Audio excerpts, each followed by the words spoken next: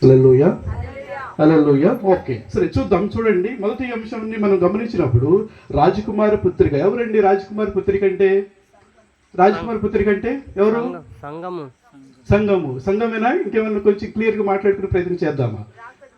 రాకడలో ఎత్తబడే సంఘం. హల్లెలూయా, హల్లెలూయా. సంఘం అంటే అందరూ ఉంటారండి కదా? అందరూ ఉంటారా? అందరూ ఎత్తబడతారా? ఎత్తబడతారా? చెప్తారా? చూసారా? ఎంతో కొంత అనుమానం కలుగుతుంది. సరే, ఒక్క మాట. రాకడలో నేను ఎత్తబడతాను, కాన్ఫిడెన్స్గా ఉన్నాను. అందరూ చేతి దేవుని స్తోత్రం చెబుదాం. హల్లెలూయా, హల్లెలూయా. ఎత్తబడతా అన్నవాళ్ళ, ఎత్తబడాలని ఆశ ఉన్నవాళ్ళు చెప్పారా? ఎవరు చెప్పారు? ఎత్తబడాలని ఆశ ఉన్నవాళ్ళు కదా. సరే, దేవుని కృపను బట్టి అందరూ చేద్దాం. ఇప్పుడు మన అందరం కూడా అందు గురించి ఈ మీటింగ్స్ మనం పెట్టుకున్నాం. హల్లెలూయా. రాకడలో ఎత్తబడాలని చెప్పేసి ఆశ కలిగి, ఆలోచన కలిగి ప్రభు స్తోత్రం చేద్దాం. హల్లెలూయా. రాజకుమార్ పుత్రిక అని చెప్పేసి అంటే చూడండి, అసలు మామూలు వాస్తవానికి 10 మంది కన్యకులు. ఎంతమంది అండి? అందులో 5 ఎలాంటి వాళ్ళు? ఐదుగురు బుద్ధి లేని వాళ్ళు. సో అందరూ ఎత్తబడ్డారా? ఎత్తబడలా. అందు గురించి అందరూ రాజకుమార్ పుత్రికలేనా? కాదు కదా. అవునా? పిలువబడిన వారు అనేకులు, వారిలో ఏర్పరిచిన వారు కొందరేనా? అందరునా? కొందరు. అందరికి ఆహ్వానం అయితే ఉంటదట. కానీ అందరిలో, అంతమందిలో ఎంతమంది ఎత్తబడతారు? కొంతమంది, కొద్దిమంది. హల్లెలూయా, హల్లెలూయా. చూద్దాం. చూడండి, కీర్తన గ్రంథం 45వ అధ్యాయము 9వ వచనం మాట చదువుకున్నప్పుడు, నీ దయనొందిన స్త్రీలలో రాజకుమార్తెలు ఉన్నారు. చాలు చదువు. రాణి ఓఫీరు అలంకరించుకొని హల్లెలూయా, చదం. హల్లెలూయా. నీ దయనొందిన స్త్రీలులో ఎవరున్నారట? రాజకుమార్ పుత్రికలు ఉన్నట్టుగా మనం చూస్తాం. సో దయ అయితే అందరికి ఇవ్వబడింది, కానీ అందరూ రాజకుమార్ పుత్రికలేనా? కాదు కదా.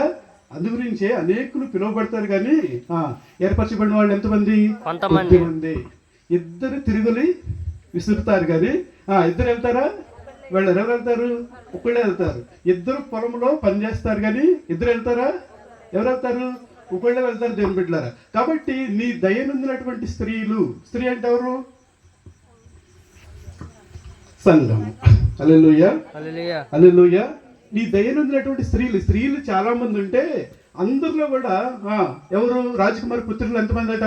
కొద్ది మంది ఉన్నారు. హల్లెలూయా, హల్లెలూయా. కాబట్టి దేవుని బిడ్డలారా, ఈ యొక్క రాత్రికాల సమయంలో మనం గమనించాల్సినటువంటి విషయం ఏంటంటే, లేదంటే మనం ఎందుకు ఈ మీటింగ్స్ మనం ఏర్పాటు చేస్తున్నామంటే, ఇప్పటి వరకు ఒకవేళ కేవలం పిలువబడిన వారి గుంపులోనే ఉన్నామేమో, కనీసం ఈ రోజైనా ఏర్పాటులోకి రావాలని చెప్పే అంశంతో మనం ఈ మీటింగ్స్ పెట్టుకున్నాం. హల్లెలూయా, హల్లెలూయా.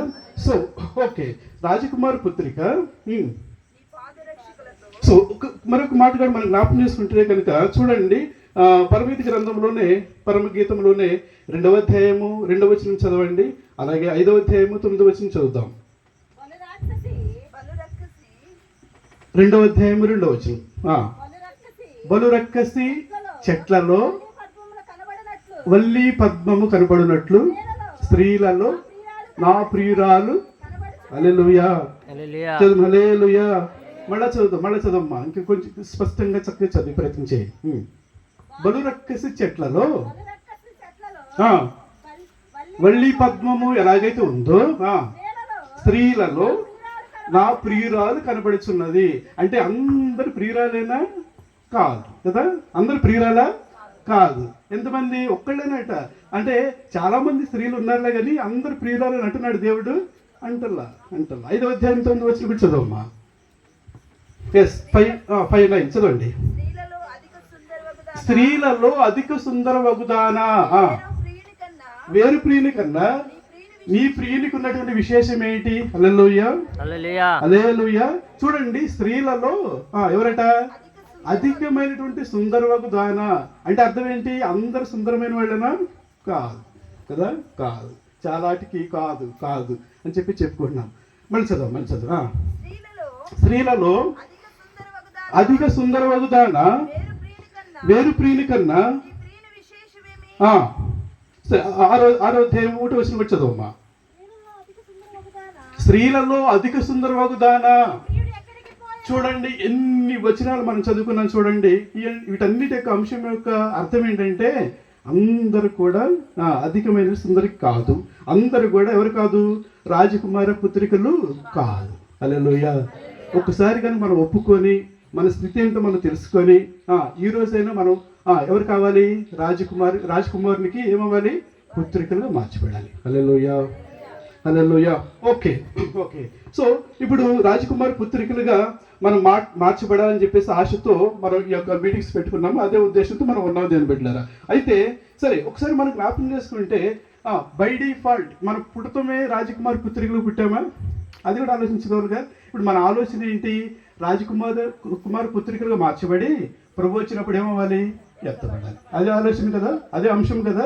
సో ఓకే, ఒకవేళ బై డిఫాల్ట్ మనము అందరం కూడా రాజకుమారుని యొక్క పుత్రికలుగా పుట్టామా పుట్టామా పుట్టామా పుట్ల మన పూర్వస్థితిని ఇప్పుడు చూడండి. ఇప్పుడు దేవుడు తన కృప ద్వారా మనల్ని ఏం పిలుస్తున్నాడంటే నా కుమారుని యొక్క కుమార్తె అని చెప్పేసి పిలుస్తున్నాడు, రాజకుమారుని యొక్క కుమార్తె అని చెప్పేసి దేవుడు పిలుస్తున్నాడు దేవుని బిడ్డలారా. అయితే ఈ స్థితి, ఈ ఘనత దేవుడు ఇచ్చాడా, లేదంటే మనం కష్టపడి మన జ్ఞానంతో తెలివితేటలతో లేదంటే ఇంకా దేంతో డబ్బులతో సంపాదించుకుంటామా, సంపాదించుకుంటామా, లేదంటే బాగా ఏంటి కఠోరమైనటువంటి శ్రమ చేసి మనం ఒకవేళ దేవునికి రాజకుమారి పుత్రిగా మార్చబడతామా లేదు దేవుని బిడ్డలారా. ఎలా మార్చబడతాము, కృప ద్వారా. హల్లెలూయా, హల్లెలూయా. కృప చేతనే మీరేం చేయబడ్డారు, రక్షించబడిరి అని చెప్పి దేవుని వాక్యం సెలవిస్తుంది దేవుని బిడ్డలారా. సో ఆయన కృప ద్వారా మనల్ని ఏం చేశాడంటే రక్షించాడు అని చెప్పేసి మనం జ్ఞాపకం చేసుకోవాలి. సో మనం పూర్వస్థితిని కనుక మనం జ్ఞాపకం చేసుకుంటే, అంటే రాజకుమారి పుత్రికలుగా మార్చబడక ముందు మన పూర్వస్థితిని మనం జ్ఞాపకం చేసుకుంటే మనం ఎక్కడున్నాము 2 విషయాలు చూద్దాం. సో మొదటి అంశం మనం ఏం చెప్పుకున్నాము, అసలు రాజకుమారి పుత్రికలు ఎవరు ఇంతకెవరు, రాకడలో ఎత్తబడే వాళ్ళు మాత్రమే రాజకుమార పుత్రిక. హల్లెలూయా, హల్లెలూయా. సో వాళ్ళకి బైబిల్ గ్రంథంలో ఉన్నటువంటి పేర్లు ఏంటి, రాజకుమార పుత్రికకి కొన్ని పేర్లు ఉన్నాయి. ఏమున్నాయి, ఏమున్నాయి, గొర్రెపిల్ల భార్య, షూలమ్మితి, ఇంకా చెప్తలా నా సంఘస్త్రాలు చెప్తూ బాగుండే. గొర్రెపిల్ల భార్య, షూలమ్మితి, రాజకుమారి పుత్రిక, పరిశుద్ధ సియోను, పరిశుద్ధ యెరూషలేము, ఇవన్నీ కూడా దేన్ని సూచిస్తున్నాయంటే రాకుడు ప్రభు వచ్చినప్పుడు ఎత్తబడేటువంటి కుమార్తెకి లేదంటే సంఘాన్ని సూచిస్తున్నటువంటి విషయము మనం చూడాలి. ఇప్పుడు మనం ఏం జ్ఞాపకం చేసుకుంటున్నామంటే ముందు పూర్వపు మన స్థితి ఏంటిది, రాజకుమారి పుత్రికలుగా రాజకుమారుని యొక్క ఇంట్లో పుట్టామా ఎక్కడ పుట్టాము, మన స్థితి, మన బ్యాక్గ్రౌండ్ని ఒకసారి మనం జ్ఞాపకం చేసుకుంటే చూద్దాం. 2 విషయాలు 2 వచనాలు చదువుకుందాం దేని బిడ్డలారా. చదవండి. ఎఫెసీ పత్రిక 2వ అధ్యాయము 11వ వచనం చదువుకుందాం. ఎఫెసీ పత్రిక 2వ అధ్యాయము 11వ వచనం.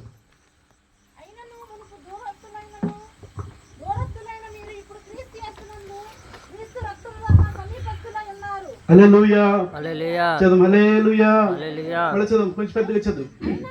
అయినను మునుపు ఎవరమాట, చాలా దూరస్తున్నమాట. ఎవరికి దేవునికి. మునుపు మన స్థితి ఎలాంటిదంటే అసలు మన బ్యాక్గ్రౌండ్ మనం ఎక్కడి నుండి వచ్చామంటే దేవునికి చాలా చాలా దూరస్తులము, దూరంగా ఉన్నాము. అంటే దైవిక విషయాలకి, ఆత్మ సంబంధం విషయాలకి మనం ఎక్కడున్నాము, చాలా దూరంగా ఉన్నాము అని చెప్పేసి వాక్యం చెప్తుంది దేవుని బిడ్డలారా. చదువు. అయినను మునుపు దూరస్తులైన మీరు ఇప్పుడు క్రీస్తు యేసును బట్టి ఆయన చిందించినటువంటి పరిశుద్ధ రక్తమును బట్టి ఏమవుతున్నాం, మనము దేవునికట దగ్గర అయిపోతున్నాం. సో యేసుక్రీస్తు ప్రభువు వారి రక్తం చిందించడం ద్వారా, ఆయన ఇచ్చేటువంటి రక్షణ ద్వారాట మునుపు దూరస్తులుగా ఉన్న మనము ఇప్పుడు ఏమవుతున్నాము. ఒకవేళ డబ్బులతో సంపాదించుకునే వాళ్ళైతే, డబ్బులు ఇచ్చి కనుక దేవునికి దగ్గర అయ్యే వాళ్ళు అయితే కనుక ఎవరు అవ్వగలుగుతారు, డబ్బులు ఉన్న వాళ్ళు అవుతారు కదా.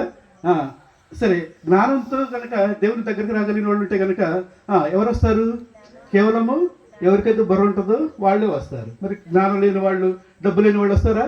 రారు దేవుని బిడ్డలారా. సో ఇది కేవలము మనిషి యొక్క ప్రమేయం లేకుండా ఆయన కృప ద్వారా మాత్రమే. ఇప్పుడు చదువుకున్నాను చూడండి, యేసుక్రీస్తు వారంట తను చిందించినటువంటి రక్తం ద్వారా మనం ఏమవుతున్నాము? దేవునికి సమీపిస్తున్నాము. హల్లెలూయా, హల్లెలూయా. ఒక మాట జ్ఞాపకం చేసుకున్నాను నేను బిడ్డలారా. ఒక మాట మనం జ్ఞాపకం చేసుకుంటే రోమా పత్రికలో అపొస్తలుడైన పౌలు చక్కగా చెప్తున్నాడు. 5వ అధ్యాయం 10వ వచనం మనం జ్ఞాపకం చేసుకున్నప్పుడు చదవండి. రోమపత్రిక అమ్మా కొంచెం తీసేవాళ్ళు తీసుకుంటే బెస్ట్ అమ్మ. 5వ అధ్యాయం 10వ వచనం. ఎలా అనగా అమ్మా ఎవరు మాట? ఎవరికి? ఎవరికి? దేవుడికి శత్రువులమా. ఒకప్పుడేమో దూరస్తులమా, ఇప్పుడు ఎవరు? మీ ఏకంగా శత్రువులు, ఎనిమీస్. దేవునికి శత్రువులు, మనుషులకు శత్రువులు అయితే దేవుడు కాపాడతాడు. మరి దేవునికి శత్రువులు అయితే ఎవరు కాపాడతారు? ఎవరు కాపాడతారు? మనమాట దేవునికి ఎలాంటి వాళ్ళు మాట? శత్రువులు. ఎలా శత్రువులు అయ్యాము? సరే శత్రువులు అని చెప్పాడు దేవుని వాక్యం ద్వారా చెప్తున్నాడు. ఎలాగయ్యాము శత్రువులము? దేవుని శత్రువులు ఎలా కాగలుగుతాము? లోకముతో స్నేహము, దేవునితో వైరమా. కొన్ని విషయాలు మీరు చెప్తూ ఉంటే బాగుండు, చెప్పేవాడికి బాగుంటుంది. నిజం నిజం. చెప్పినోడు అంటే చెప్పేవాడు చెప్పలేడు. హల్లెలూయా, హల్లెలూయా. చూడండి దేవునితో వైరం ఎలాగైంది మనకి? ఎలాగైంది?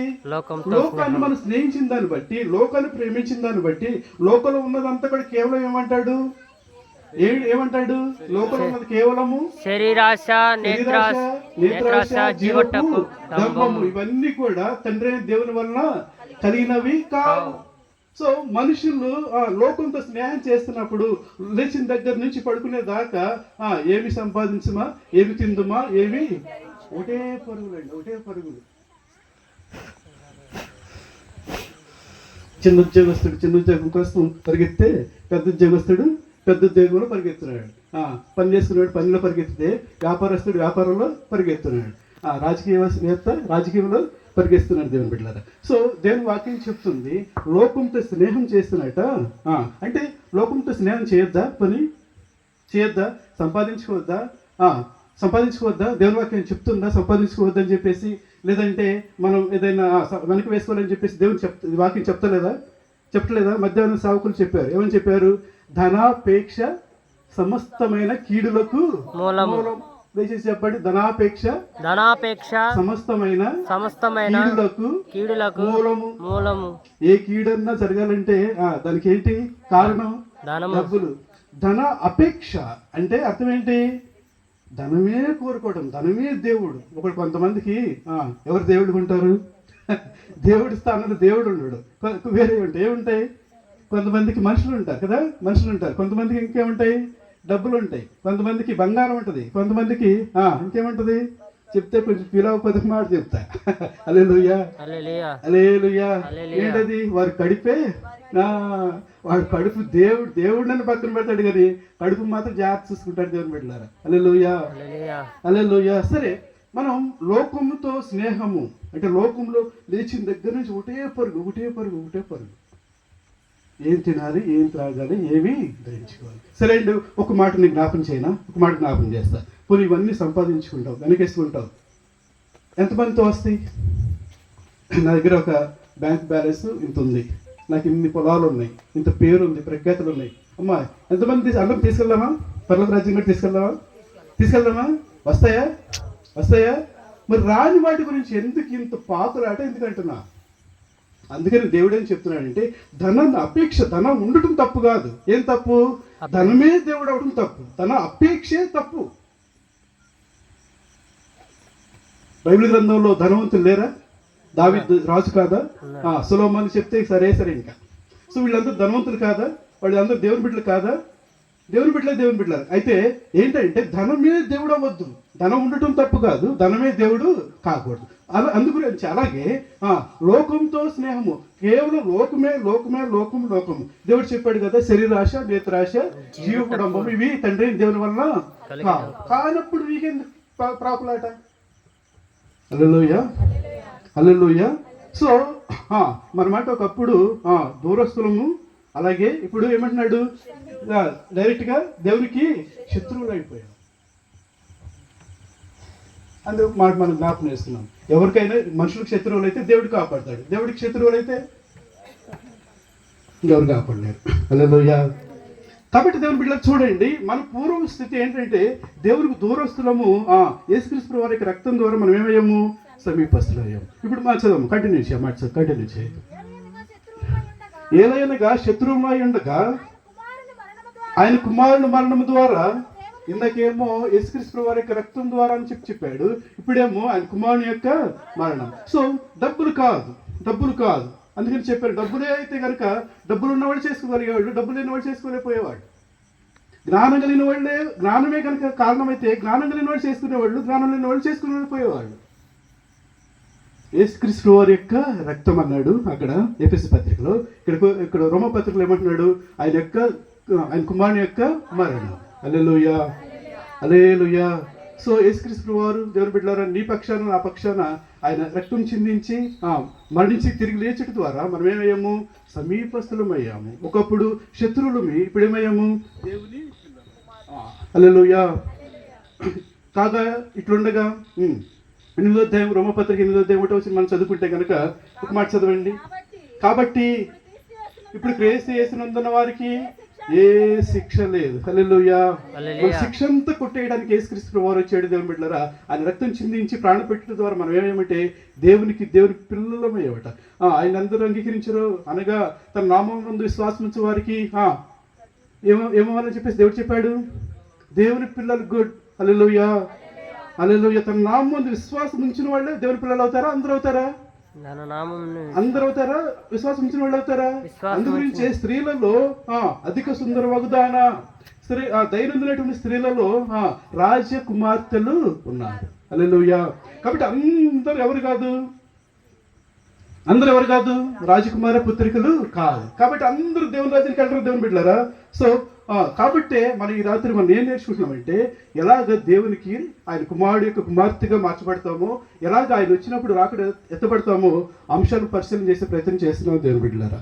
హల్లెలూయా, హల్లెలూయా. Okay next. నీ పాదరక్షకులతో నీవెంత అందముగా నడుచున్నావు. పాదరక్షకులు అంటే అర్థం ఏంటి? పాదరక్షలు అంటే చెప్పులు. పాదరక్షలు అంటే ఏంటి? పాదరక్షలు అంటే చెప్పులు అంటే నీ పాదరక్ష. చూడండి ఎంత చక్కగా రాస్తాడు, చదవండి, మళ్ళీ మాట చదవండి. రాజకుమార పుత్రిక, నీ పాదరక్షలతో నీవెంత అందంగా నడుచున్నావు అంటే, చూడండి, పాదరక్షలు ధరిస్తే తప్పించి మనకేం రాదు, అందం రాదు. సో ఓకే, పాదరక్షలు అంటే ఏమనుకుంటున్నాము? ఏంటి పాదరక్షలు అంటే? చెప్పులు అంటే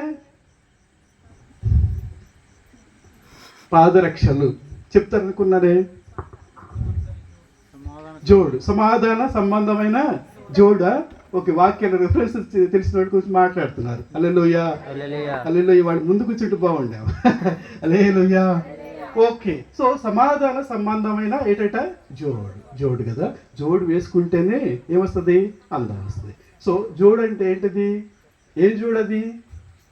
ఇప్పుడు అందంగా మనం నడవాలండి. ఇప్పుడు నడవాలంటే మనకేం కావాలి? వెలుతురు ఉండాలి, త్రోవ తెలియాలి, వెలుతురు ఉండాలి. వెలుతురు ఉంటేనే మనం ఏం చేయగలుగుతాము? అందంగానే ఎలాగో నడవగలుగుతాం. సో ఇప్పుడు చెప్పాలి, పాదరక్షలు అంటే అర్థం ఏంటి? మనం నడవాలంటే మనకి ఏం కావాలి? దారి తెలియాలి కదా. దారి తెలియాలి. దారిలో ఏమున్నదో ఏం లేదో చూసుకోవడానికి మనకి ఏముండాలి? వెలుతురు ఉండాలి. ఇప్పుడు మనం అక్కడి నుండి ఇక్కడ వరకు వచ్చామంటే చక్కగా వెలుతురు ఉండబట్టి మనం ఏమయ్యాము? ఇక్కడికి రాగలిగాము. ఇప్పుడు ఏం చెప్పగలచ్చు? ఏంటది పాదరక్షలు అంటే? రెండు కదా, రెండు జోడు కదా. జోడా ఒకటా రెండా? రెండు. ఏ రెండు? ఒకటి పాత నిబంధన, ఒకటి క్రొత్త నిబంధన. హల్లెలూయా, హల్లెలూయా. నీ వాక్యము నా పాదములకు దీపం. అంతే, నీ వాక్యము నా పాదములకు దీపము, నా త్రోవకు. ఇన్ని చెప్పినాక చెప్తారనుకున్నా, సర్లే. హల్లెలూయా. ఓకే, సరే. ఒక చిన్న ఏంటంటే చిన్న జోక్ చెప్తా. ఒకడట రెండు కదా, జోడు అంటే ఏంటిది? రెండా రెండు ఒకటా? రెండు రెండు అనుకున్నాం. ఒకటంట ఒకటే వేసుకొని రోడ్డు మీద నడుస్తున్నాడంట. ఎలా ఏమంటారు వాడిని? పిచ్చోడు. ఒక చెప్పు వేసుకున్న వాడిని ఏమంటారు? పిచ్చోడు. ఏమంటారు? వా వింటున్నారండి బాయ్స్, అక్కడ చైర్స్ లో ఉన్నటువంటి జెంట్స్, వినిపిస్తుందండి నా మాటలు? అర్థమవుతున్నాయా? అర్థం ఏమైనా తెలుస్తుందా? ఓకే, ఇప్పుడు మామూలుగా అందరు చక్కగా రెండు చెప్పులు వేసుకుని వచ్చారు కదా, చెప్పులు షూ వేసుకుని ఏదో ఒకటి వేసుకుని వచ్చారు. ఒక చెప్పు వేసుకుని వస్తే ఆయన ఏమంటారు?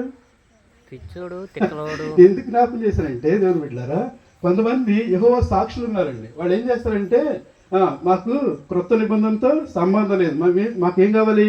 ఓన్లీ పాత నిబంధన మాత్రం ఒకటి ఉండాలి. వాడిని ఏమన్నారు? చెప్పేసుకునేవాడిని, లెఫ్ట్ చెప్పేసుకున్నాడు. ఇంకోటి ఏమంటాడు? వాడు మాకు కేవలము క్రొత్త నిబంధనే కావాలి, పాత నిబంధన మాకు వద్దంటారు. వీళ్ళు ఏమంటారంటే మొదట వాడినేమో యెహోవా సాక్షులు, దయచేసి ఎవరిని క్షమించాలి, యెహోవా సాక్షులు ఏమంటారంటే మాకు క్రొత్త నిబంధనతో మాకు సంబంధం లేదంటారు. తర్వాత లేటర్ డేస్ సెయింట్స్ అని చెప్పేసి కొంతమంది ఉంటారు. వాళ్ళు ఏమంటారంటే పాత నిబంధనతో మాకు సంబంధం లేదు, యేసు ప్రభువు వచ్చారు కదా, వచ్చిన తర్వాత ఇంకా పాత నిబంధన ఏంటి? అది ఛాయ, ఇదేమో ఒరిజినల్ ఉన్నప్పుడు ఇంకా అది ఎందుకంటారు? హల్లెలూయా. ఆడేమో ఈ చెప్పేసుకున్నాడు, ఈడేమో ఈ చెప్పేసుకున్నాడు. వాక్యం చెప్తుంది, రాజకుమారి పుత్రిక నీవు నీ పాదరక్షలతో ఎంత అందముగా. చదవండి. నీ పాదరక్షలతో నీవెంత అందముగా నడుచుతున్నావు. సో కాబట్టి ఇప్పుడు యేసుక్రీస్తు ప్రభువు వచ్చిన తర్వాత ఏమన్నాడంటే ప్రవక్తల వచనంలో అయినను ధర్మశాస్త్రంలో అయినను నేనేం చేయడానికి రాలేదు, కొట్టివేయడానికి రాలేదు, కానీ దేనికోసం వచ్చాను? దాన్ని నెరవేర్చడానికి వచ్చాను. ఇప్పుడు యేసు ప్రభువు వారే చెప్తున్నాడు ఏమని? పాత నిబంధనను నేనేం చేస్తున్నాను? ఫాలో అవుతున్నాను. దాన్ని తప్పని చెప్పి తీసేయట్లేదు, దాన్ని నేను నెరవేర్చి దాన్ని ఫాలో అవుతున్నప్పుడు వీళ్ళెవరు చెప్తానికి? ఒక చెప్పేసుకోవడం ఏంటి అసలు? ఒక చెప్పేసుకున్నది అంతా సమానం. ఒక చెప్పేసుకోవటం వల్ల ఇంకో చెప్పేమైంది? కుక్క ఎత్తుకెళ్ళిపోయిందా? హల్లెలూయా. ఒక చెప్పేసుకుంటే ఇంకో చెప్పేస్తే ఏం చేస్తుంది? కుక్క వచ్చి ఎత్తుకెళ్ళిపోదు. సామెత, కుక్కే చెప్పి ఎత్తుకెళ్ళిన సామెత అవుతావు. విన్నారా? హల్లెలూయా. కాబట్టి దేవుని ఇట్లా చదువుతారు మాటని చూపిస్తాను, చూడండి. మత్తయి సువార్త 5వ అధ్యాయము 17వ వచనాల మాట మనం చూద్దాం.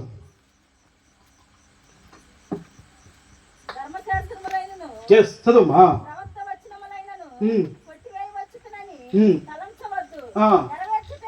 హల్లెలూయా. హల్లెలూయా. నేను కొట్టివేయటానికి కానివ్వండి, లేదంటే తీసివేయటానికి కానివ్వండి, అది కాదని చెప్తానికి నువ్వెవడు నేనెవడు? అసలు మనుషులు యేసు ప్రభువు స్వయం ఒప్పుకుంటున్నారు. ధర్మశాస్త్రాన్ని కానివ్వండి, ప్రవక్తలు వచనాలంటే ఏంటిది? ధర్మశాస్త్రం అంటే ఐదు గ్రంథాలు, తర్వాత ప్రవక్తలు వచనాలంటే ఆ తర్వాత పుస్తకాలన్నీ ఆయనే ఏం చేస్తున్నాడు? ఫాలో అయ్యి దాన్ని నెరవేరుస్తున్నప్పుడు నువ్వెవడు కాదంటానికి? ఒక చెప్పేసుకున్న సామెతలాగా. కాబట్టి రాజకుమారి పుత్రికకి ఏం కావాలి? రెండు చెప్పులు కావాలి. రెండు చెప్పులు ఏంటవి? పాత నిబంధన, ఒకటి కొత్త నిబంధన. హల్లెలూయా. రెండు చెప్పులు వేసుకుంటేనే మనం ఏం చేస్తాము? చక్కగా నడవగలుగుతాం. అందుకని నీ వాక్యము నా పాదములకు ఏంటదా? దీపము, త్రోవకి. సో వాక్యం లేకపోతే, ఇంకా పాదరక్షలు వేసుకోకపోతే నీకు అందం ఎక్కడ వస్తుంది? నువ్వు ఎలా నడుచుకోగలుగుతావు? చూడండి, ఇప్పుడు మనం చూసే అంశం ఏంటంటే అందముగా నడుచుకోవటం. ఎలాగండి? అందముగా నడుచుకోవటం. ఎలాగ అందంగా నడుచుకోగలుగుతాము? పాదరక్షలు ఉంటేనే మనం ఏం చేస్తాము? అందంగా నడుచుకుంటాం. ఓకే, నడుచుకోవడం అంటే అర్థం ఏంటి? నడుచుట అంటే జీవించుట.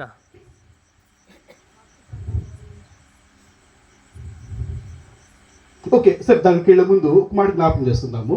సో పాదరక్షలు అంటే ఏం చెప్పుకున్నాము? పాత నిబంధన అలాగే క్రొత్త నిబంధన. ఓకే, సో పాత నిబంధన క్రొత్త నిబంధన లాగా రెండు, ఇంకా అలాగే రెండు సమజోడిగా చెప్పుకునేటువంటి మాటలు మనం జ్ఞాపకం చేసుకుంటే ఒకటేమో ప్రార్థన, ఇంకోటేమో దేవుని వాక్య ధ్యానం.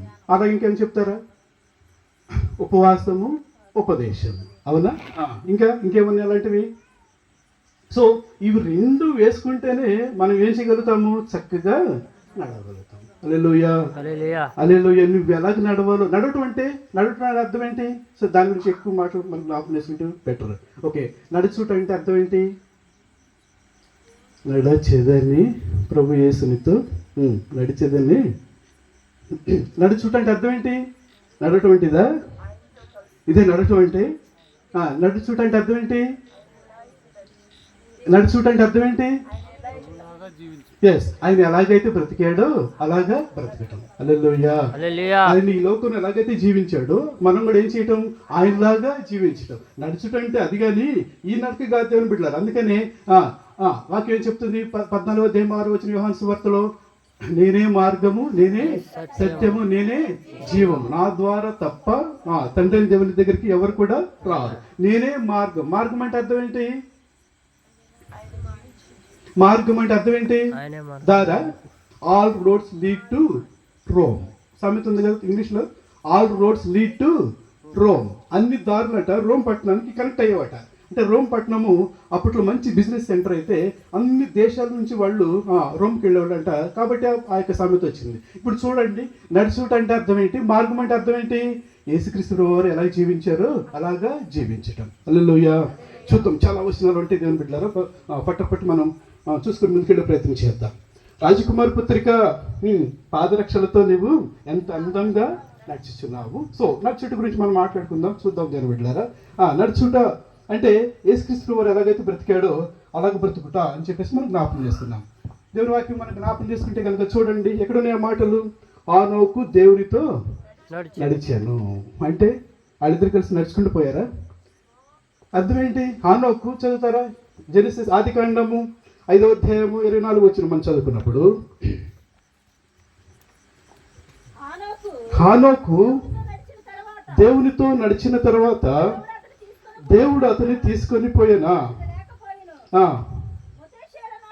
సరే సరే, చూడండి, హానోకట దేవునితో నడిచిన తర్వాత అంట ఆయన ఏం చేశాడు? దేవుడు ఆయన్ని తీసుకెళ్ళిపోయని చెప్పేసి మనం జ్ఞాపకం చేసుకుంటాం. ఇప్పుడు నడుచుడు అంటే యేసుక్రీస్తు వారు ఎలాగైతే జీవించారో అలాగే జీవించడం అని చెప్పేసి మనం జ్ఞాపకం చేసుకుంటున్నాం. మనల్ని కూడా దేవుడు ఏం చేస్తాడంటే ఆయన ఎలాగైతే నడిచాడో మనం కూడా అలాగే నడవాలి. అంటే అర్థం ఏంటి?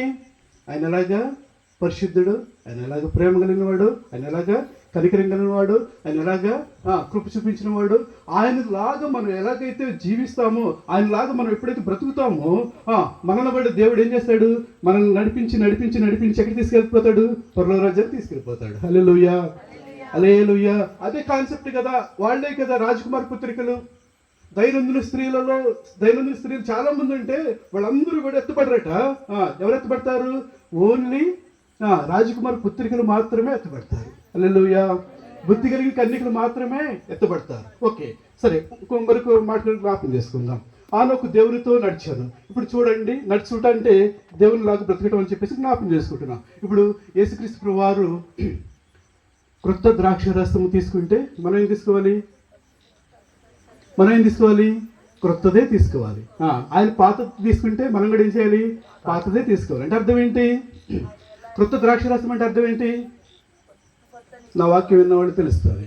క్రొత్త ద్రాక్షరసం అంటే అర్థం ఏంటి? క్రొత్త నిబంధన సంబంధమైన, లేదంటే ఆత్మ సంబంధమైన, పరలోక రాజ్య సంబంధమైన, అంటే ఈ భూ సంబంధమైన కాదు. ఈ రోజు ఉండి రేపు ఉండనటువంటి తాత్కాలికమైనటువంటి బోధ కాదు దేవుని బిడ్డలారా. ఏంటిది? పరలోక రాజ్య సంబంధమైనటువంటి బోధ, లేదంటే పరలోక రాజ్య సంబంధమైన ఆత్మ సంబంధమైనటువంటి విషయాలు. సో అవి వాటి మీద ఎవరైతే ధ్యానమిస్తారో, వాటిని ఎవరైతే కనుక్కుంటారో వాళ్ళు మాత్రమే ఆయనతో పాటు నడుస్తారు. ఒక్కొక్క మాట జ్ఞాపకం చేసుకుంటే, ఇప్పుడు దేవుడు క్రొత్త ద్రాక్ష రసాన్ని కోరుకొని మనం కనుక పాత ద్రాక్ష రసాన్ని కోరుకున్నాం అనుకోండి, నడుస్తాడు ఆయన? నడుస్తాడా? ఆనోకు దేవునితో ఎన్నాళ్ళట? ఎన్నాళ్ళట? 360 సంవత్సరాలు దేవునితో ఏం చేశాడు? నడిచాడు. ఇప్పుడు యేసుక్రీస్తు వారు కనుక ఆయనలాగా జీవించకపోతే, ఆయన ఏం ఆలోచిస్తున్నాడు అలాగ ఆలోచించకపోతే, ఆయన దేన్ని అయితే కోరుకున్నాడు దాన్ని అలా కోరుకోపోతే అన్న నడుస్తాడా? ముందు అసలు ఈ నడవనిస్తాడా? నడవనివాడు. ఆయన ఎలాగైతే జీవించాడో, ఆయన దేన్నైతే కోరుకున్నాడో మనం కూడా అదే కోరుకుంటే అప్పుడు మాత్రమే కేవలం మనల్ని ఏం చేస్తాడు దేవుడు? తనతో పాటు నడిపించి నడిపించి నడిపించి ఎక్కడికి తీసుకెళ్ళిపోతాడు? పరలోక రాజ్యం తీసుకెళ్ళిపోయాడు. అనుకున్నదే చేశాడా? నడిపించాడు. దేవుడికి ఒక నిర్ణయానికి వచ్చి ఉంటాడు. ఏ నిర్ణయానికి వచ్చి ఉంటాడు? ఇంకెంతకాలం నడిపించినా కూడా వీడు నడుస్తాడు. సో ఇబ్బంది లేదని చెప్పేసి, ఇంకా చాలు అని చెప్పేసి పరీక్ష కాలం అయిపోయిన తర్వాత దేవుడు ఏం చేశాడు? హానోకుని తీసుకెళ్ళిపోయాడు. హల్లెలూయా. హల్లెలూయా. సో దేవుని బిడ్డ, మనం కూడా దేవునితో నడిచినప్పుడు, దేవుని లాగా ఆలోచన చేసినప్పుడు, దేవుని లాంటి జీవితం జీవించినప్పుడు దేవుడు మనల్ని కూడా ఏం చేస్తాడు?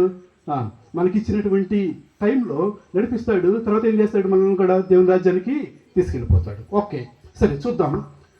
నడుచుట గురించి మరికొన్ని విషయాలు మనం జ్ఞాపకం చేసుకునే ప్రయత్నం చేద్దాం. మొదటి యోహాను పత్రిక 2వ అధ్యాయము 6వ వచనం.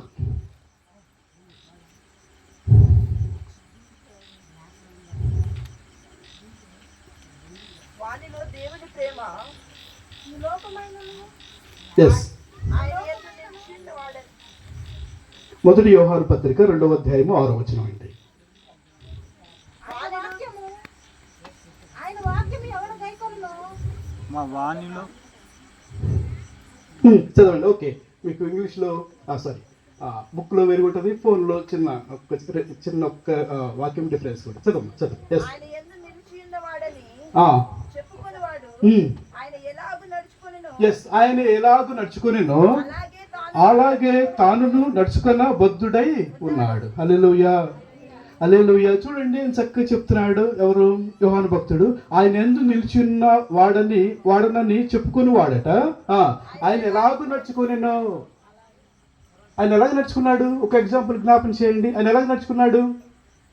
ఎప్పుడన్నా గుర్తొస్తే చర్చికి వెళ్ళేవాడు కదా, అంతేనా? ఎప్పుడన్నా సంవత్సరానికి లేదంటే అర్ధ సంవత్సరానికి ఒకసారి ప్రార్థన చేసుకునేవాడు, అంతేనండి? అంతేనా? ఆయనకి ఇష్టం వచ్చినప్పుడు లోక కార్యాలు చేసుకునేవాడు, అంతేనా? అలాగే నడుచుకున్నాడు ఆయన. మరి నడుచుకున్నాడా? ఎలా నడుచుకున్నాడు మరి? పగలంతా దేవుని వాక్యం బోధించేవాడు, రాత్రంతా దేవునికి ప్రార్థన చేసేవాడు. హల్లెలూయా, హల్లెలూయా. ఆయన లాగా నడిస్తేనే హానోకు ఆయన లాగా నడిచాడు. కాబట్టే దేవుడు ఏం చేశాడు? ఇక నీ నడిచినంత కాలం చాలు, నువ్వు ఎంతకాలం ఇచ్చినా కూడా నువ్వు నడుస్తావు అని కన్ఫర్మ్ అయిపోయి దేవుడు ఏం చేశాడు? తీసుకెళ్ళిపోయాడట. హల్లెలూయా. ఓకే, ఆయన ఎందుకు నిలిచి ఉన్నవాడని చెప్పేసి చెప్పుకునేవాడట. ఏం చేయాలి? ఆయన ఎలాగో నడుచుకునేనో అలాగే తాను నడుచుకున్న బద్ధుడు. ఆయనలో నడుచుకుంటేనే బద్ధుడని అన్నాడంటే ఆబ్లిగేషన్, కంపల్సరీ అలా చేస్తేనే, అన్లెస్ అంటిల్ అలా చేస్తేనే, ఆయన నడుచుకుంటేనే మనం ఏం చేయగలుగుతాము? పరలోక రాజ్యానికి ఎత్తబడతాము. ఓకే. తర్వాత పేతురు భక్తి కూడా ఒక మంచి మాట చెప్తాడు దేవుని బిడ్డలారా. మొదటి పేతురు పత్రిక 2వ అధ్యాయము 21వ వచనం మనం చదువుకుందాం. క్రీస్తు కూడా మనం ఫాస్ట్ తీస్తున్నారు కొంతమంది వెతుకుతున్నారు. ఒక్క 2-3 సెకండ్లు ఆగితే పాపం తీసుకుంటారేమో, కొంచెం స్లో ఉండేవాళ్ళు. ఓకే, మొదటి పేతురు పత్రిక అండి 2వ అధ్యాయము 21వ వచనం. క్రీస్తు కూడా మీ కొరకు బాధపడి మీరు తన అడుగు జాడల యందు నడుచుకున్నట్లు మీకు మాదిరి ఉంచిపోయెను. ఆయన పాపం చేయలేదు, ఆయన నోట ఏ కపటమును కనబడలేదు. హల్లెలూయా, హల్లెలూయా. చదవమ్మా, తర్వాత వచ్చిన చదువు. ఆయన దూషింపబడి బదులు దూషింపలేదు.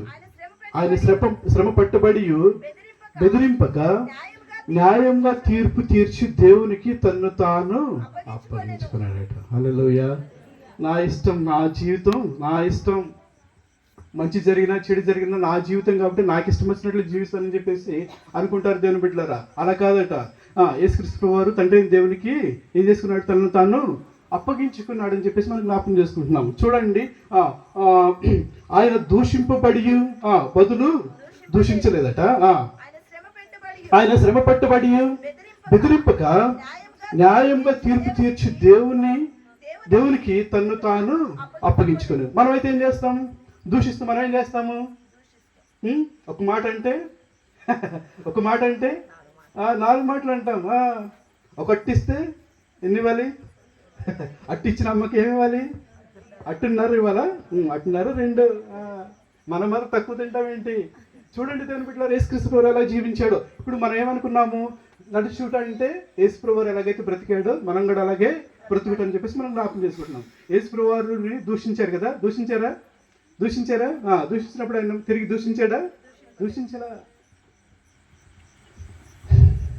దూషించబడి బదులు దూషింపలేదు. ఆయన శ్రమ పట్టబడి బెదిరింపక న్యాయంగా తీర్పు తీర్చి దేవునికి తను తాను అప్పగించుకున్నాను. హల్లెలూయా, హల్లెలూయా.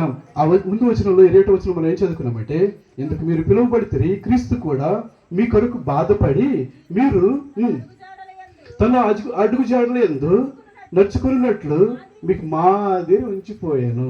ఏ మాదిరి ఉంచాడు యేసు వారు? ఏ మాదిరి ఉంచాడో కింద చెప్పాడు కదా. ఆయన పాపం చేయలేదట. ఇప్పుడు మనం ఏం చేయాలి? మాదిరి చూపించాడు కదా దేవుడు. మనం ఇప్పుడు దేవుడు పాపం చేయలేదు, పాపం చేసిన వాడు దేవుడు అవుతాడా అవడు కదా. ఇప్పుడు యేసుప్రభువు వారు పాపము చేయలేదు. సో ఆయన ఇచ్చినటువంటి మాదిరి ఏంటిది? మనం కూడా ఏం చేయాలి? పాపాన్ని జోలికి వెళ్ళకూడదు. ఓకే. ఆయన నోటను ఏ కపటము లేదు, కపటము కనపడలేదు అని చెప్పేసి మనం చూసాం. ఆయన దూషింపబడి బదులు దూషింపలేదు, ఆయన శ్రమ పట్టబడి బెదిరింపక న్యాయముగా తీర్పు తీర్చి దేవునికి తను తాను దేవుడిలాగా యేసుక్రీస్తు వారి లాగా ఎవరైతే లోకంలో బ్రతుకుతారో వాళ్ళు మాత్రమే ఎత్తబడతారు. మన ప్రయాసం, మన యొక్క ప్రయత్నం దేనికోసం అంటే కొద్ది మందినన్నా పిలువబడిన వారి నుంచి ఏం చేయడం కోసం? ఏర్పాట్లలోకి తీసుకురావడం కోసం. హల్లెలూయా. ఎంత ఖర్చు అయినా, ఇబ్బంది అయినా, ఇరుకైనా చూడండి, ఎంతో ప్రార్థన చేశాం. దీని గురించి తెలుసా మీకు? ఎంతో ప్రార్థన చేశాం, ఎన్నో ప్రయత్నాలు చేశాం. అంటే నినకుండా కాదండి, అందరూ కూడా ఎందుకోసం? కొద్ది మందినన్నా పిలువబడిన వారి నుంచి ఎవరు తీసుకురావడం కోసం? ఏర్పాటులోకి తీసుకురావడం కోసం. ఏర్పాటులోకి ఉన్నవాళ్ళు మాత్రమే. రాజకుమారి పుత్రికే వెళ్తుంది, షోలమితే వెళ్తుంది. అందరూ వెళ్తారా? దైనందిన స్త్రీలందరూ చాలా మంది ఉన్నారట. వాళ్ళందరిలో అందరూ వెళ్ళరు. ఎవరు వెళ్తారు? రాజకుమారి పుత్రికి మాత్రమే వెళ్తుంది.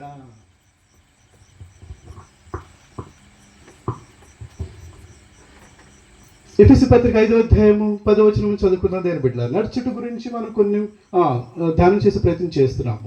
ఎఫెసీ పత్రిక మీరు తీసేస్తున్నారు, కొంతమంది బైబిల్ తీసే ప్రయత్నం చేస్తున్నారు. దయచేసి ఒక 2-3 క్షణాలు ఆగండి. మీరు చదువుతుంటే వాళ్ళు తీయటం మర్చిపోతారు, రెఫరెన్స్ కూడా మర్చిపోతారు కొంతమంది. అయితే ఏమైనా అనుభవంతో చెప్తున్నాను, దయచేసి ఒకసారి ఎనీహౌ ఇది రెఫరెన్స్ తీసి పోటీ కదలే కానీ తీసినాడు చక్కగా చదివి మనం చేయమని చెప్పేసి మనం చేస్తున్నాం. చాలామంది చదవలేని వాళ్ళు, బైబిల్ తెలియనటువంటి మన ప్రియులు చాలామంది ఉన్నారు. చక్కగా చదివి నా సహాయం చేయమని చెప్పేసి జ్ఞాపకం చేస్తాను. ఓకే. ఎఫెసీ పత్రిక 5వ అధ్యాయము 10వ వచనం.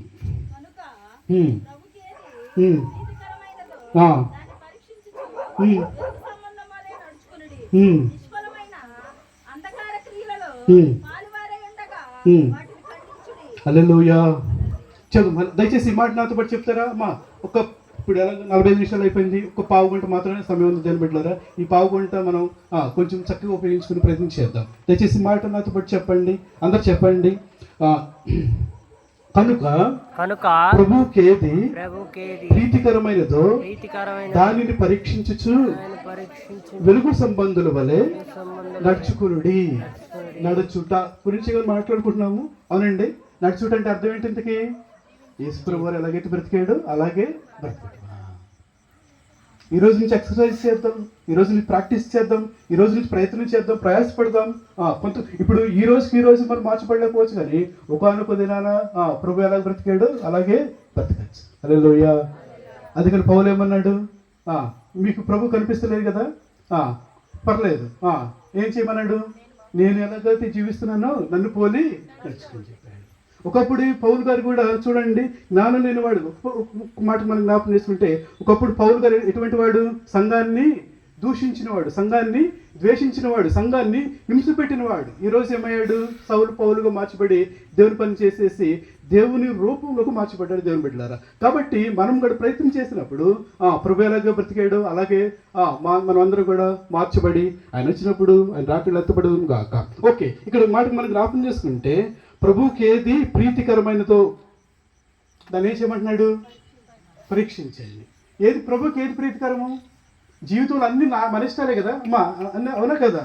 నా జీవితం నా ఇష్టం, నాకు ఇష్టం వచ్చింది సంపాదించుకుంటాను, నాకు ఇష్టం వచ్చినట్లు జీవిస్తాను, నాకు ఇష్టం వచ్చినట్లుగా నాకు ఇష్టం వచ్చిన దాన్ని నా జీవితంలో దేవుడిగానో లేదంటే ప్రథమంగా ఉంచుకుంటాను. దేవుని వాక్యం ఎలా చెప్తలేదండి. దేవుని వాక్యం ఏం చెప్తుందంటే, ప్రభువుకి ఏది ప్రీతికరమైందో దాన్ని ఏం చేయాలట? పరీక్షించి తెలుసుకోండి. ఏవి రమ్యమైనవో చదువుతారా, ఏవి ఖ్యాతి గలవో చదువుతారా? చూడండి. హల్లెలూయా, హల్లెలూయా.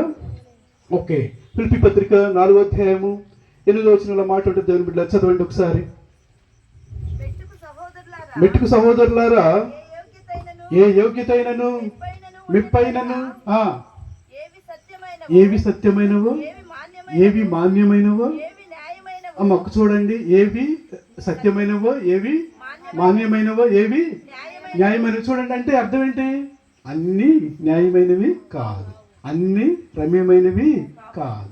అందరూ 10 మంది కన్యకల్లో 5గురే బుద్ధి కలిగిన వాళ్ళు. 5గురు ఎలాంటి వాళ్ళు? బుద్ధి లేని వాళ్ళు.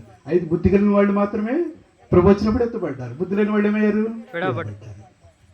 కాబట్టి ప్రతిదీ న్యాయమైంది కాదు, ప్రతిదీ రమ్యమైంది కాదు. ఇప్పుడు మనం అనుకుంటాం, మన దృష్టిలో ఇంకొక మాట మనం జ్ఞాపకం చేసుకుంటే, మన దృష్టిలో రమ్యమైంది, మనుషుల్లో ఘనమైనది దేవుని దృష్టికి దేవుడు అసహించుకుంటాడు. మనుషుల్లో ఏదైతే ఘనమో దాన్ని దేవుడు ఏం చేస్తున్నాడు? అసహించుకున్నాడు. అదే అర్థం కదా, అదే అర్థం కదా. శరీరాశ, నేత్రాశ, జీవకుడంబము ఇవి తండ్రి అయిన దేవుని వలన కలిగినవే కాదన్నాడా? కలగలా.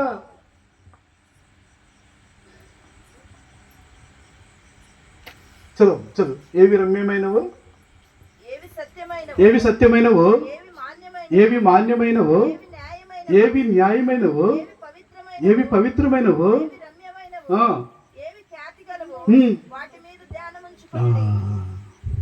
హల్లెలూయా, హల్లెలూయా. మెరిసే బంగారం అంతా, మెరిసేదంతా కూడా ఏం కాదు, బంగారం కాదు. All glitters not gold, is not gold. మెరిసేదంతా కూడా ఏం కాదు, బంగారం కాదు. అందుగురించే అంటే మన దృష్టిలో కొన్ని గమనించుకుంటాం, కానీ దేవుడు దాటిని ఏమంటున్నాడు? అసహించుకుంటున్నాడు. అసహ్యం అంటే ఏంటి? అసహించుకోవడం అంటే యాక్ ఇచ్చి ఉన్నాడా? అసహించుకోవడం అంటే యాక్. అసహించుకోవడం అంటే అసలు కంప్లీట్ కాదనుకోవటం, ఇష్టం లేదంటే సరేలే వద్దులేని అనుకోవటం. అసహించుకోవడం అంటే అంటే మనుషులేమో దాన్ని ఏం చేస్తారట?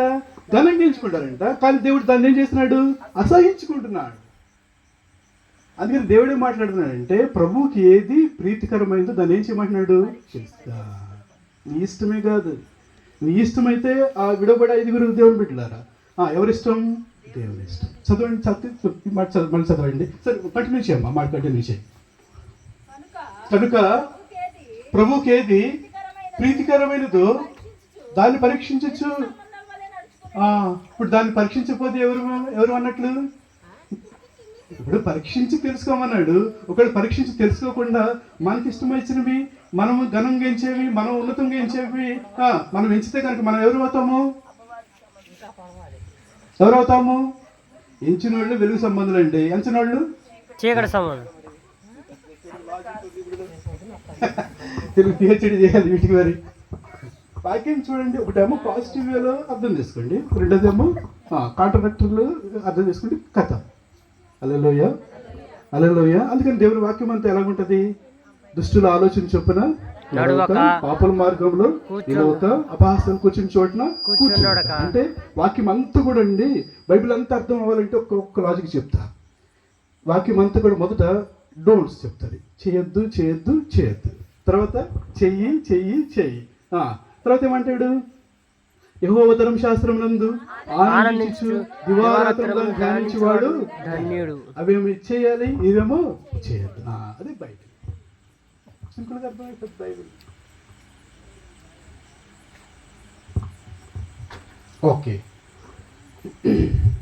సో చూడండి ఎంత చక్కని మాట. ప్రభువుకి ఏది ప్రీతికరమైనదో, ప్రభుకి ఏది ప్రీతికరమైన, సరే ఒక మాట జ్ఞాపకం చేసుకుందాం. ప్రభుకి ఎంతకు ఏది ప్రీతికరమైంది? ఆయన ఏది ఇష్టపడతాడు, ఏది ఇష్టపడ్డాడు? మనుషుల్లో పని ఏం చెప్పాడు వాక్యము? మనుషుల్లో ఏదైతే ఘనంగా ఎంచుకుంటాడో ఆయన ఏం చేస్తున్నాడు? దాన్ని ఏం చేస్తున్నాడు? అసహించుకుంటున్నాడు. అన్నప్పుడు ఆయనకి ప్రీతికరమైంది ఏంటో ఒకటి తెలియాలిగా. ఆయన ఏది ఇష్టపడుతున్నాడు, అంతే కదండి. ఇప్పుడు మన అందరం కూడా బాప్తిస్మం తీసుకున్న వాళ్ళందరూ ప్రభు స్తోత్రం చెబుతాం. హల్లెలూయా. బాప్తిస్మం తీసుకున్న వాళ్ళందరూ దయచేసి చేయి పైకెత్తి ప్రభు స్తోత్రం చెప్పండి. బాప్తిస్మం తీసుకున్న అంటే అర్థం ఏంటి? దేవుని కొరకు. బాప్తిస్మం అంటే అర్థం ఏంటి? ఎంగేజ్మెంట్. ఏదండి? ప్రదానం చేయబడిన తర్వాత ప్రదానం చేయబడినటువంటి పురుషునికి తగిన విధంగా జీవిస్తామా? మన ఇష్టమేనా? మనం ఇప్పుడు పురుషుడు ఎప్పుడు సంతోషిస్తాడు? ఆయనకి ఇష్టం వచ్చినట్లు జీవిస్తేనే ఆయన సంతోషిస్తాడా? మన ఇష్టం మన పాత జీవితం లేదంటే వేరే వాడి ఇష్ట ప్రకారం జీవించినప్పుడు ఆయన ఇష్టపడతాడు. ఎలా ఇష్టపడతాడు? ఆయనకి ఇష్టం. ఎంగేజ్ చేయబడేటువంటి వ్యక్తికి ఇష్టంగా మనం ఎప్పుడు జీవిస్తామో అతను మనం సంతోషిస్తాడు దేవుని బిడ్డలారా. అలాగే ఇప్పుడు ఎలాగూ ప్రదానం చేయబడినట్టు మనము ఎవరికి ఇష్టం వచ్చినట్లు జీవించాలి? ప్రభుకి ఇష్టం వచ్చినట్లు. అందుకని ప్రభుకి దృష్టిలో ఏది ప్రీతికరమైనదో ఒక మాట జ్ఞాపకం చేస్తారా? ప్రభుకి ఏది ఇష్టం అండి? ప్రభుకి ఏది ఇష్టం? ఏది ఇష్టము? 24వ అధ్యాయం ఒక మాట చదువుతారు. అయితే అయింది, టైం అయితే అయింది. కానీ ఇర్మియా గ్రంథం 24వ అధ్యాయం 9వ వచనం, 24వ అధ్యాయం 9వ వచనం. ఉపకారము ధర్మము చేయ మర్చిపోకుడి, అటు యాగములు దేవునికి ఇష్టం. దేవుని వాక్యం కొన్ని చెప్తుందండి, ఆయనకి ఇష్టం కొన్ని. అవి నీకు ఇష్టమైన ఇష్టం లేకపోయినా చేయాలంతే. అందుకని దేవుని వాక్యం చెప్తుంది ప్రభుకి ఏది ఇష్టమైందో, ప్రభుకి ఏది ప్రీతికరమైందో తెలుసుకోమంటున్నాడు దేవుని వాక్యం ద్వారా. చదవండి 24వ అధ్యాయం 9వ వచనం చదువుతారా? మా ఇర్మియా గ్రంథం 24:9 అని చదువుతున్నారు.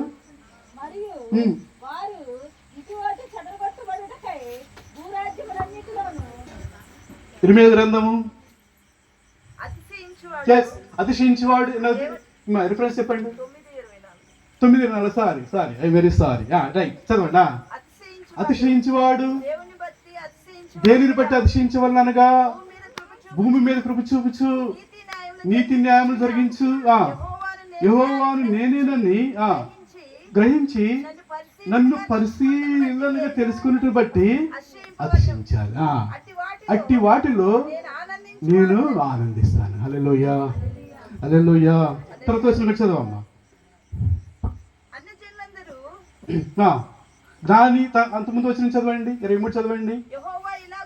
యెహోవా ఇలాగ సెలవిచ్చున్నాడు, దాని తన జ్ఞానమును బట్టి గాని సూర్యుడు తన శౌర్యాన్ని బట్టి గాని అతిశయించకూడదు. ఐశ్వర్యవంతుడు తన ఐశ్వర్యాన్ని బట్టి అతిశయించకూడదు. అతిశయించేవాడు దేనిని బట్టి అతిశయించవలనగా భూమి మీద కృప చూపుచు నీతి న్యాయములను జరిగించున్న యెహోవాను నేనే అని పరీక్షించి తెలుసుకుంటాను బట్టి మీరు అతిశయించరా. కొంతమంది అటువంటి వారిలో నేనేం చేస్తాను? ఆనందిస్తాను. హల్లెలూయా, హల్లెలూయా. నీ ఆనందమేనా ఆయన ఆనందమేనా? కొంతమంది గుర్రాలను బట్టి, కొంతమంది రథాలను బట్టి అతిశయిస్తారు. నేనైతే యెహోవాను బట్టి అతిశయిస్తాను. హల్లెలూయా, హల్లెలూయా. జ్ఞాని తన జ్ఞానాన్ని బట్టి ఏం చేయకూడదట? నాకు జ్ఞానం ఉంది నాకేంటి అనుకోకూడదు. సూర్యుడు తన శౌర్యాన్ని బట్టి అతిశయించకూడదు. ధనవంతుడు తన ధనాన్ని బట్టి అతిశయించకూడదు. మరి దేన్ని బట్టి అతిశయించాలి? భూమి మీద కృప చూపుచు నీతి న్యాయం జరిగించుతున్నటువంటి యెహోవాను అనేటువంటి నేను ఉన్నానని చెప్పేసి నన్ను పరిశీలన తెలుసుకోవడం బట్టి మీరేం చేయాలి? అటువంటి వారిలో నేనేం చేస్తాను? హల్లెలూయా, హల్లెలూయా. కాబట్టి ప్రభువుకి ఏది ప్రీతికరమైందో ఏం చేయాలట? తెలుసుకో. అది తెలుసుకొని ఏం చేయాలి? మనం నడుచుకోవాలి కదా, నడుచుకోవాలి. నడుచుడు గురించి మనం మాట్లాడుకుంటున్నాం. ఓకే, ఇక 4 నిమిషాలు ఉంది. 4 నిమిషాలు ఫినిష్ చేసేద్దాం. ఓకే, ఇంకొక మాట జ్ఞాపకం చేసుకుందాం. దేవుని బిడ్డలారా, మా ప్రభుకి ప్రీతికరమైందా? మనకి ఇష్టమా? మన ఇష్టమా దేవుని ఇష్టమా? దేవుని ఇష్టం. మన ఇష్టం అన్నవాడు ప్రభు స్తోత్రం చేద్దాం. హల్లెలూయా. అంటే వింటున్నారు జాగ్రత్తగానే. హల్లెలూయా. ఓకే, ప్రభుకి ఇష్టమైంది ఈ రోజు నుంచి నేను చేసుకుంటాను. ప్రభు వచ్చినప్పుడు నేను కూడా ఎత్తపడతాను అన్నవాడు ప్రభు స్తోత్రం చేద్దాం. హల్లెలూయా, హల్లెలూయా. ఇంతవరకు నా ఇష్టము, నా జీవితం నా ఇష్టం అనుకున్నాను. ఈ రోజు నుంచి నేను నీ ఇష్టాన్ని నెరవేర్చేటువంటి వ్యక్తిగా నేను మారుతానని చెప్పేసి అన్నవాడు ప్రభు స్తోత్రం. హల్లెలూయా. ఓకే. ఇర్మియా గ్రంథం 6వ అధ్యాయము 16వ వచనం మనం చదువుకుందాం.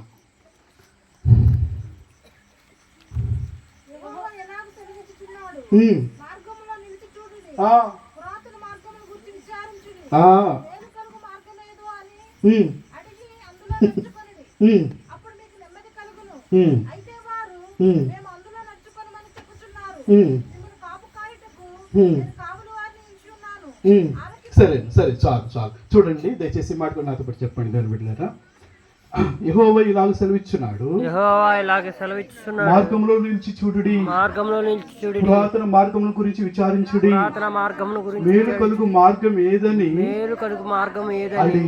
అడిగి అందులో నడుచుకోండి. హల్లెలూయా. అంటే అన్ని మేలు కలిగించే మార్గాలు కాదు కదా, అవునా? అంటే కొన్ని మేలు కలిగించే మార్గాలు ఉన్నాయంటే, కొన్ని కాదట.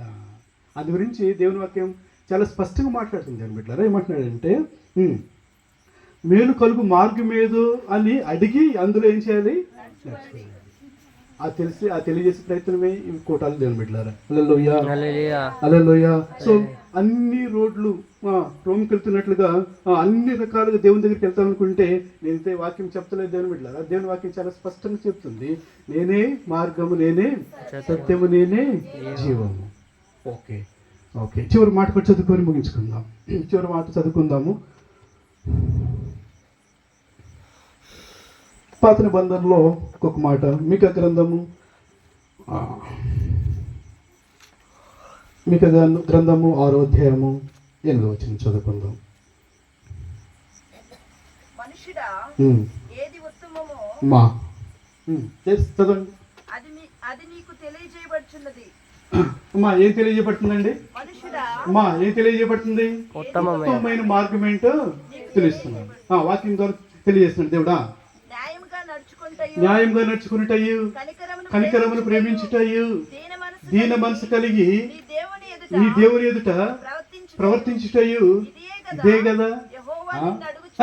హల్లెలూయా హల్లెలూయా. దేవుడు 3 విషయాలు అడుగుతున్నాడంట. ఏంటంట 3 విషయాలు? నంబర్ వన్ ఏంటది? నీతిగా నడుచుకోవటం. నీతిగా న్యాయం కానీ నీతి కానీ 2 దాదాపు ఒకటే సెన్స్. ఓకే, నీతిగా న్యాయంగా నడుచుకున్నటయ్యు. రెండవది కనికరమును ప్రేమించుటయ్యు. మూడవది దీన మనసు కలిగి దేవుని సన్నిధిలో నిలిచేటయ్యు. ఇంతే కదా దేవుడు అడుగుతున్నాడు. అమ్మ ఎందుకంటే ఏమైనా అడిగాడా? అమ్మా ఏమైనా అడిగాడా? డబ్బులు అడిగితే ఇస్తాం మనం ఉంటే కదా ఇస్తానికి. అందరూ అంతే, అందరం దాదాపుగా దేవుడు డబ్బులు అడిగితే కనుక ఇచ్చేవాళ్ళమా? ఇచ్చేవాళ్ళం కదా, ఎందుకని లేని వాడు కాబట్టి. అయ్యాడు కదా దేవుడు. ఏమడిగాడు? నీతిగా నడుచుకో. అందుకని ఏమన్నాడు స్టార్టింగ్లో? ఉత్తమమైన మార్గం. ప్రభుకి ఏది ఇష్టమైందో. అందుకని పరలోక గ్రంథంలో మనం జ్ఞాపకం చేసుకుంటే కనుక 7వ అధ్యాయం మనం చదువుకున్నాం, కానీ 5వ అధ్యాయం చివరి వచ్చిన మనం చదువుకుంటే నా ప్రియుడు తన ఉద్యానవనమునకు తెంచును గాక, ఆయన తనకిష్టమైన ఫలములను తీసుకొని భుజించును గాక. తనకిష్టమైన ఫలాలు తీసుకుంటాడు, కానీ అన్ని ఫలాలు తీసుకోడు, అన్ని పనులు తీసుకోడు, ఇష్టపడడు. ఫలం అంటే పని. దేవుని బిడ్డలారా, ఫలం అంటే ఏంటండి? పని. ఫలం అంటే ఏంటి? పని. సో ఏ పని అయినా చేసి దేవుడు సంతోషపెడతానంటే దేవుడు సంతోషపడరు. దేవుని బిడ్డలారా, దేని బట్టి సంతోషిస్తాడు? ఆయనకి ఇష్టమైన ఫలాలు తీసుకొని నేను పూజిస్తానని తప్పించి నువ్వేది ఇస్తావో అది తీసుకొని పూజిస్తానని అల్లా సొలొమోనుతో ఏమన్నాడు? నా ప్రియుడు తన ఉద్యానవనమునకు తెంచును గాక, ఆయన తనకి ఇష్టమైన ఫలాలు తీసుకొని భుజించును గాక. హల్లెలూయా. ఏదో ఒకటి చేసేసి దేవుడు సంతోషపెడతానంటే ఇష్టపడరు. అందుకని బైబిల్ గ్రంథంలో సీమోన్ అనేటువంటి ఒక వ్యక్తి ఉన్నాడా? ఆయన ఏం చేశాడు? మర్యాదగా చక్కగా యేసుప్రభువు వారిని ఏం చేశాడు? భోజనానికి పిలిచాడు. పిలిచినప్పుడు యేసుప్రభువు వారు వచ్చాడు. వచ్చినప్పుడు అదే సమయంలో ఆ ఊరిలో పాపాత్మురైనటువంటి స్త్రీ ఉండింది. ఆవిడ వచ్చేసి ఎప్పుడైతే భోజనానికి కూర్చున్నాడన్నది కానీ తిన్నాడా? ఇంకా తినలా పాపం. భోజనం కూడా సరిగ్గా చేయలేరు. ఎవడు పాపం ఆ ఊరిలో ఉన్నటువంటి పాపాత్మైన స్త్రీ వెళ్ళేసి ఆయన పాదములు కన్నీళ్లతో కడిగి తల వెంట్రుకలతో తుడిచి ఏం చేసింది? పాదములను యేసుప్రభువు వారు ఏమన్నాడు అప్పుడు? ఈవిడ ఎక్కువ నన్ను ప్రేమించిందా అంటే అర్థం ఏంటి? నువ్వు ఎక్కువ ప్రేమించలేనిగా. రాజుగారు మొదటి భార్య మంచిదంటే అర్థం ఏంటి? రెండోది మంచిది కాదని. ఈవిడ ఎక్కువ నన్ను ప్రేమించింది కనుక ఈవిడ విస్తార పాపం నేను ఏం చేస్తున్నాను?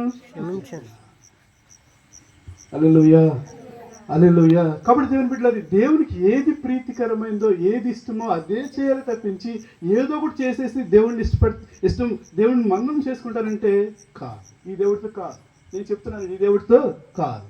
ఈయన రాయి బొమ్మ తెలియనివాడు కాదు, లేదంటే జ్ఞానం లేనివాడు కాదు. దేవుని బిడ్డ సమస్త జ్ఞానాన్ని మించినటువంటి నా దేవుడు. సో ఆయనకి ఇష్టమైన ఫలాలే కోరుకుంటాడు.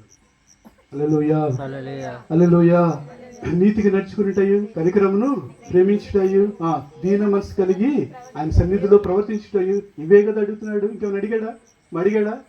హల్లెలూయా హల్లెలూయా. కాబట్టి దేవుని బిడ్డలారా, రాజకుమార పుత్రిక నీవు పాదరక్షలు వేసుకొని ఎంత అందంగా నడుచుతున్నావు. సో మనం నడవాలంటే ఏం తెలియాలి? మనకి ఏముండాలి? పాదరక్షలు ఉండాలి. దేవుని బిడ్డ పాదరక్షలు అంటే ఏమనుకున్నాము? పాత నిబంధన, కొత్త నిబంధన 2 ఉంటేనే కదా నీ వాక్యం నా పాదాలకి. నువ్వు ఎక్కడ ఎలాగ నడవాలో, ఎలా నడవకూడదో చెప్పేది ఏంటండి? దేవుని వాక్యం. సో దాని ప్రకారం మనం జీవించినప్పుడు మనం ఏం చేయగలుగుతామంటే చక్కగా నడవగలుగుతాము. నడుస్తూ నడుస్తూ నడుస్తూ ఏమవుతాము, ఆయన వచ్చినప్పుడు వెళ్ళిపోతాం. దయచేసి కళ్ళు మూసుకుందాం. చెప్పండి మాటలు మనం జ్ఞాపకం చేస్తుందాం నేను బిడ్డలారా. హల్లెలూయా హల్లెలూయా హల్లెలూయా. మా దయచేసి ఒక 2 నిమిషాలు వాక్యం జ్ఞాపకం చేసుకుందాం. చెప్పండి మాటలు.